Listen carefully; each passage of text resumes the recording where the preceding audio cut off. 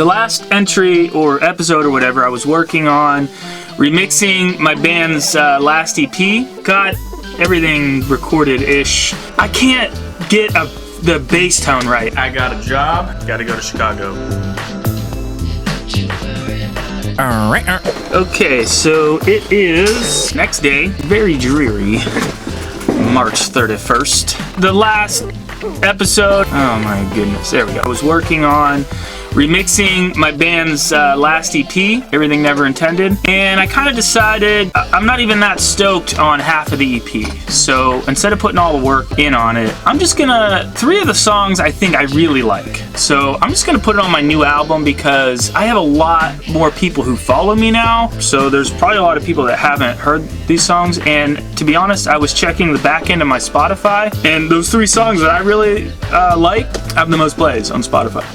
And you know what? It's kind of cool when, you know, a band, you know, they'll put out a record and then they take those old songs that were like on a previous EP or something that were really good and they put them on a new album and like revamp them. I like hearing both versions, you know? I don't know, it's just cool to like decide on your own if you like the old version or the new version. I usually feel like it depends on when you heard the band. It kind of bothers me when people are like, oh, I like their old stuff. It's like, you know, you like what you like. There's nothing wrong with that, of course, but I don't know, some people get so freaking hateful about it. It just drives me nuts. Not my intention to sell out, so I'm just gonna say that now. So it's on record. Anyways, with all that being said, I was working on a song called Everything Never Intended, which was the name of the EP. Instead of trying to remix it, I'm just going to re-record everything I think that needs re-recorded, which is pretty much everything. The drum performance was awesome. It was done by friend Jason Capella. He actually has a YouTube channel. He does drum covers, but you should definitely go check out his channel. And he's a fantastic drummer, so you should also check out his Instagram because I see him posting on Instagram a lot. But the drum performance was amazing. The recording of the drums, not so great. When I was working on the remix, the close mics, the drums that were close to the shells, so like the snare, the toms, and the kick, they sounded good. So I think I mic'd it well. Another big part of getting a good drum sound is the tuning of the drums. Jason's really good at tuning the drums. What sounded bad was the overhead, so the mics that's above that catches mostly the cymbals, and the room mics. It's just my room, but they're usually tuned and treated in a way. They're not only soundproof, but when you play an instrument in a room like that, it just sounds so good. I did the best that I could. This is like a 100-year-old house. The basement was dug out by hand. It's only like 6.5 feet tall. Usually studio live rooms are, you know, humongous, and not only the ceiling wise, but width wise. That's just all I have to work with, and that's where the drums were recorded. So I think what I'm gonna do, you guys watch me program the cymbals. So I just did the exact same thing that Jason was doing, so I didn't have to use the overheads that I mic'd. And then I'm gonna blend the close mics with samples, which is what I usually do anyways. I think I'm gonna re-record the guitars. I'm gonna do the bass. I might keep the vocals. The performance is pretty good, but again, I think I can record them better. There are some synths and like piano type things in the songs that I use as like pads like underneath just to kind of give it a specific timbre or like tone to the song. I think most of those sound pretty good. I'll probably keep those unless I get a better idea for something. Organ is another thing I use. I like to use a lot. There's some percussion. There's like shaker and tambourine. Those sounded pretty good. I'm just gonna kind of do everything by ear. But anyways, instead of beating your ear, let's just do it to it.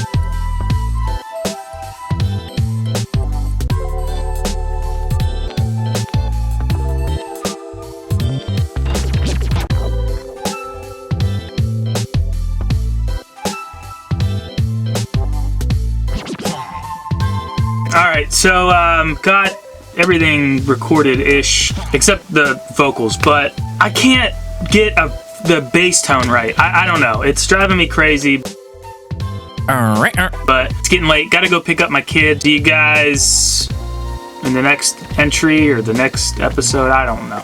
We'll see how I cut it. Yesterday I left off, I was recording a song from my band's old EP, Life is Short, Everything Never Intended, because I was originally planning on remixing it, but decided I'm just gonna put the bangers, the ones that I like the most, on the new record. Working on that, but I could not get a bass tone, and it was driving me crazy. I was running it through different gear here, through different software, through different plugins on my recording software. I was thinking about it last night. I was like, you know what? I think I just pulled a classic bass player and haven't I don't think I've changed my string since the last big batch of Punk Cover Moose, which was probably a year ago. But luckily for me and you, I buy strings in bulk. So I happen to have one more pack of bass strings left. I'm gonna go grab them and change the strings, and also change the battery on my camera because it's dying. So let's do it.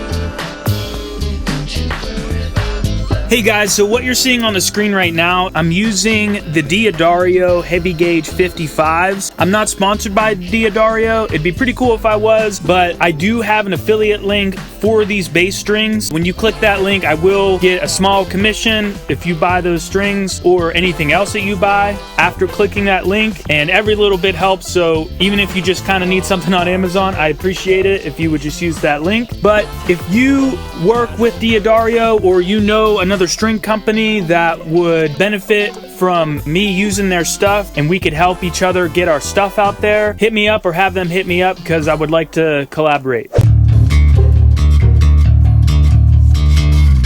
All right, cool. I think I found the bass tone. Yeah, yesterday it was like the bottom end was kind of there, but not like really the mid range and like the presence and like the growl of the bass that I like. I kind of like that SVT classic kind of sound for a lot of my stuff, you know, for the punk stuff at least. It just depends on the song, but the new strings changed that, believe it or not.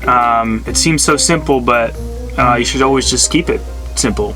Now that I got a good bass tone, I'm gonna record this, and now that my bass is sounding pretty good, I don't know, I might go back and track final bass for the other stuff. I don't know, we'll see how I feel and go from there. Okay, so bass is sounding good. Did a couple small edits on the guitar, added a few things, cut a few things out, did my fades and stuff like that. So there's like 3 different kind of lead guitars in this song. There's like what opens the song, that sounds pretty good. There's also octave guitars, I believe just in the chorus and maybe the bridge. They don't sound great, so I need to fix those. And there was a solo, something like, I don't know where that track went. I'll figure it out. Well, I don't like that tone.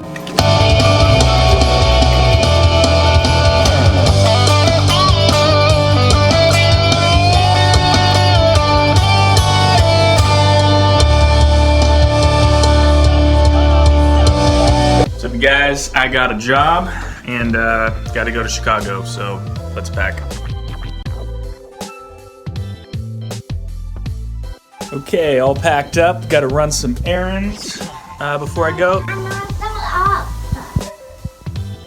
I was gonna ask if you're ready to go. Are you ready to go? No, my timer's not up. She's not ready. Running some errands. We might need to stay in Chicago for another day. Got another day's worth of clothes. Okay, now I'm making lunch so we can load up and drive to Chicago. Stuck in traffic. Headed to Chicago. Still driving. We made it. Having a beer. Talking to our wife. Went to sleep, having coffee. Matt's frustrated. We're at the shoot location, but we don't know where we're going. Well, Matt probably does. I always do. Matt always does. Standing in on set. We are done shooting. Ate, had a beer, going to bed. Look at it. It's crazy. Hold up. No one's up here. The weather is beautiful. Matt's awake. Hey-o. Waiting for the client to show up. On set, shooting with my assistant. Done shooting. Done. Headed home. What? Arrival time 3 a.m. Long drive. I'm home now. Done shooting. Hey guys, I wanted to mention real quick too, I just shipped out some merch to someone in Minnesota. John, thank you very much. Just want to let you all you guys know, all my merch has been on crazy sale. Pretty much after shipping, I'm kind of losing money on it. All that money really helps. Across the top, these are all the things I still have to do. The first song that I revealed for this throwback album, I thought of some backing vocal ideas at the end. So I'm gonna do that.